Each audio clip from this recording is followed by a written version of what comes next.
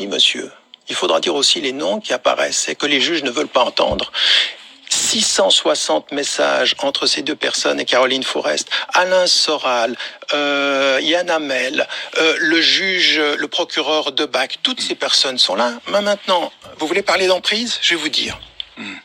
L'emprise, ce serait la manipulation psychologique ou affective. Il n'y a aucune manipulation de ce point de vue-là, affective, puisque, je veux dire... Est-ce que vous êtes servi de l'emprise religieuse pour séduire ? Mais il n'y a aucun message Jamais, religieux. aucun moment.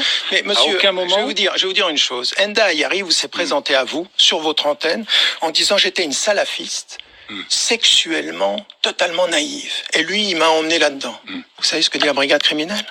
La brigade criminelle dit que depuis 2002, elle est en contact sur Skype avec plus de 50 personnes, dont la majorité sont des hommes. Et qu'est-ce qu'elle fait ? C'est la brigade criminelle qui vous parle là, c'est pas moi. Et elle a, avec ces personnes, des propos crus d'auto-soumission, d'auto-humiliation. Donc, la première dont on a parlé, Madame Christelle... Donc, auto-soumission, auto-humiliation que vous avez pratiqué. Mais non, soumission, monsieur, humiliation, avec... Mais non, mais vous êtes... les relations les relations n'étaient pas de cet ordre-là. Mais monsieur, ce que vous êtes en train de dire... Vous êtes en train de dire que j'avais une emprise sur elle. Or, ce que je suis en train de vous dire, c'est que c'est une femme... qui se présente comme une salafiste, totalement naïve sur le plan sexuel et qui a des relations avec 50 personnes sur Skype depuis bien avant moi, depuis 2002. Mais ce que vous devez savoir, c'est que 3 ans avant de me rencontrer, elle est en contact avec Caroline Forest. Moi, j'aimerais vous dire une chose. À un moment donné, il faut que vous regardiez les choses en face. Au lieu de vouloir me dire l'emprise... Non, mais attendez, vous n'allez pas me donner de leçons. Non, je ne vais pas vous donner de leçons, mais je vais vous donner une leçon. Je vais vous donner une leçon sémantique. J'aimerais que vous m'entendiez sur la leçon sémantique, sur l'emprise. Aujourd'hui, on a les juges, il ne reste plus que ça. Tout s'écroule dans ce dossier. Il y a plus. Nous verrons, c'est la justice. Non, mais je vois vous le dire. Attendez, les conclusions. Rendre la justice ici même. Mais attendez, vos collègues l'ont fait bien avant vous. Je suis considéré comme coupable par la majorité des médias français. C'est pas le mien. Alors je vais vous dire une chose. Sur la question de l'emprise, on assiste aujourd'hui à quelque chose de tout à fait sidérant. Il ne reste plus que ça. Il faut dire Tariq Ramadan. Alors moi j'ai une autre question. Non, mais j'ai pas fini. La définition. Parce qu'il est 47 et je voudrais vous poser une autre question. La définition de l'emprise aujourd'hui. La définition de l'emprise aujourd'hui, elle est devenue extensive. C'est-à-dire que dans le cas Ramadan, une femme consentante peut être violée avec son consentement. C'est ça qu'on est en train de nous dire. Mais vous savez, cette définition extensive, elle fonctionne que pour Ramadan, que pour les Noirs. Vous parlez dans votre livre de rapport dominant et dominé. Vous en parlez dans votre livre. Non, j'en parle pas de cette façon-là. Là, vous êtes en train de tordre le livre. Non, je parle de... Non, attendez. Vous vivez, pardon Tariq Ramadan, non, mais vous vivez une double vie. Vous incitez dans vos conférences, vos éditoires, à la pudeur. Vous condamnez publiquement la sodomie. C'est vrai ou c'est faux ?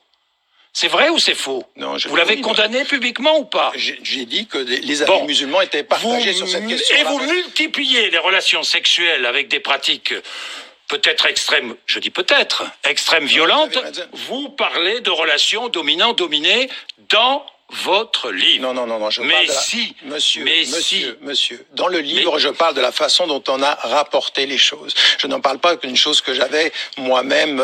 J'ai dit en l'occurrence que ce que je dis dans le livre, c'est que je n'ai jamais agi. Ces femmes étaient vos complices. Ces femmes étaient vos complices. Mais tout ce que j'ai fait, monsieur, tout ce que je fais et tout ce que j'ai pu faire avec une femme a toujours été dans le consentement. Je n'ai jamais été violent, je vous le répète. Je ne peux bien vivre que dans la complicité, dites-vous. Oui.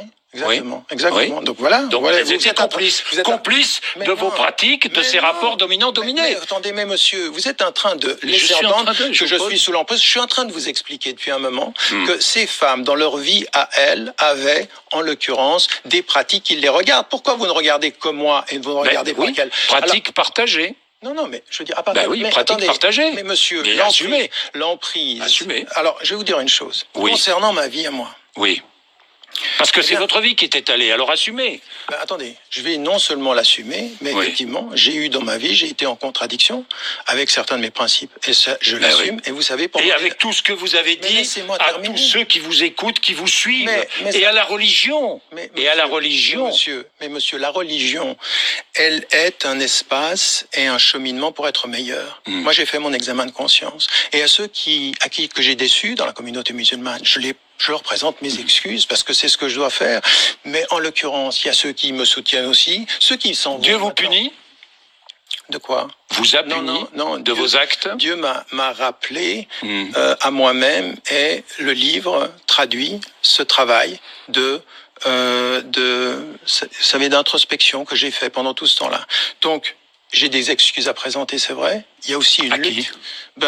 À ma famille, d'abord, à Dieu, à ma famille. Qui vous a soutenu. Qui vous a soutenu. À tous ceux qui, dans la communauté musulmane, ont pu être déçus, et je le fais, je m'en excuse. Et puis, à côté de ceci, il y a un autre combat. Il y a le combat pour l'innocence. Parce que si on peut avoir des défaillances morales, ça ne veut pas dire qu'on est coupable sur le plan du droit. Alors, qui êtes-vous?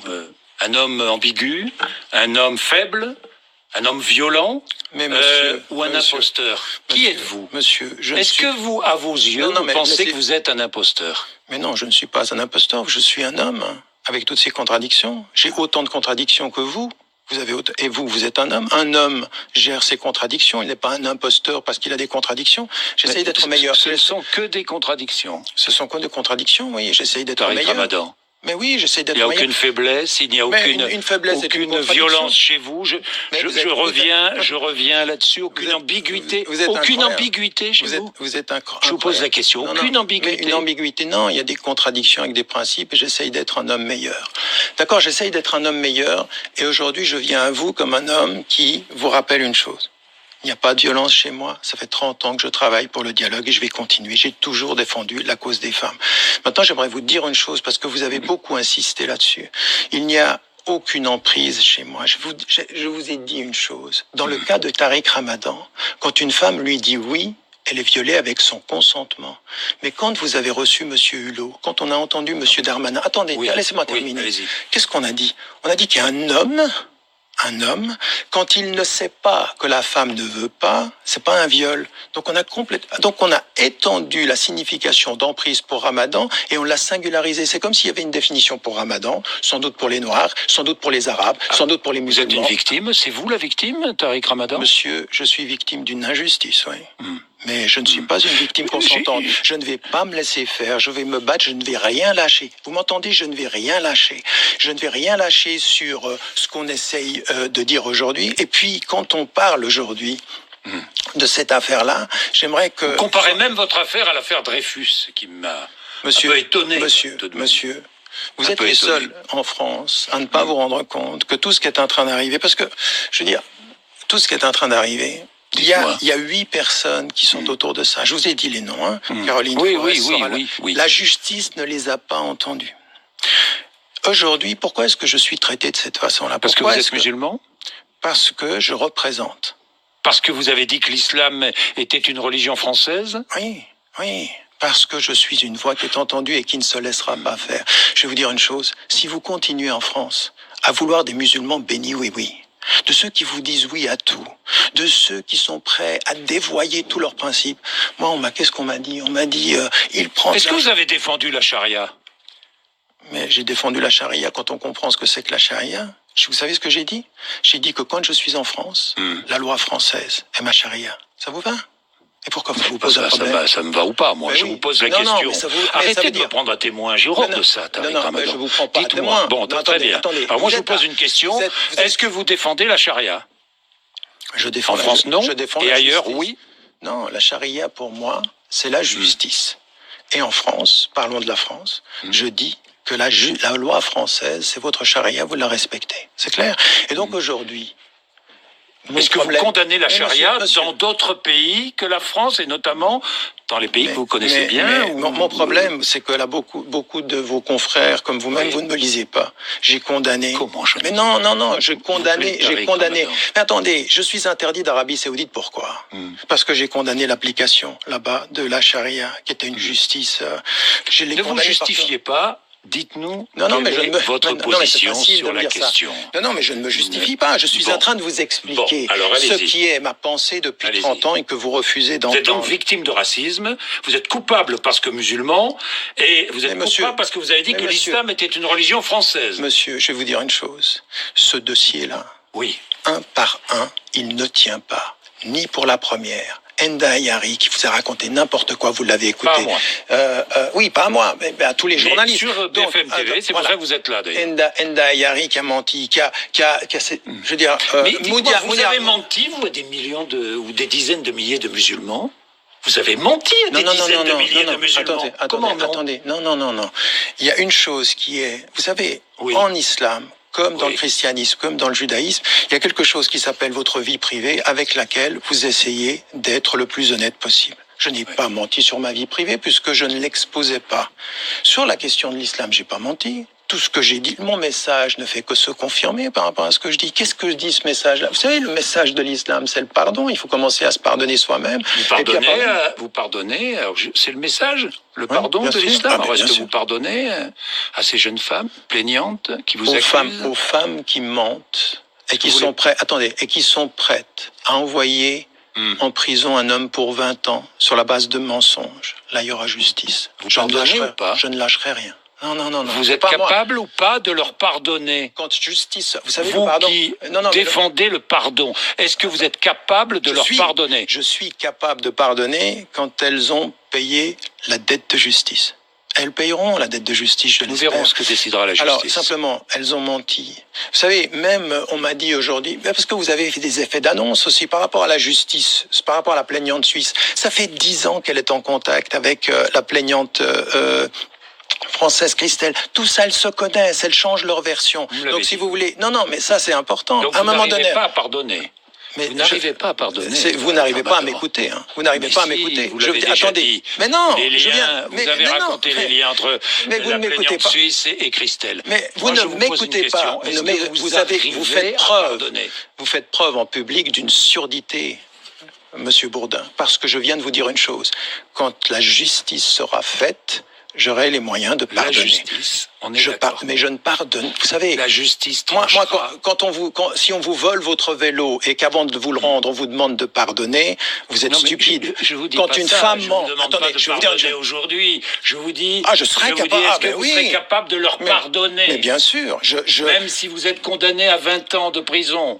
Non, mais je ne serai pas condamné à 20 ans de prison. Je vous pose la question. Non, je serai capable. La justice dira. La justice dira, parce que le dossier aujourd'hui, je vous le dis, écoutez-moi bien, la brigade criminelle vous dit aujourd'hui, arrivant aux conclusions qui sont les miennes depuis le début, que les femmes ont menti. Les 3 femmes ont menti. C'est clair? Et donc, à partir de ce moment-là, quand elles ont menti, il faudra que justice soit faite. Qu'on vienne aujourd'hui me dire, l'emprise et tout ceci, basé sur rien, parce qu'au bout du compte, ce que l'on voit, c'est que sur cette emprise, c'était elle qui manipulait et c'est elle qui planifiait. Eh bien, à partir de ce moment-là, mon pardon sera donné quand justice sera faite. Moi, j'ai des excuses à faire à des personnes. J'ai des remerciements à faire à tous ceux qui m'ont soutenu. Et j'aimerais que vous entendiez que ce livre que j'ai écrit, il n'est pas simplement sur ces faits-là. C'est l'histoire d'un cheminement d'un homme qui est aussi humain que vous et que dans ce pays, on a diabolisé et déshumanisé. Vous avez déshumanisé un homme.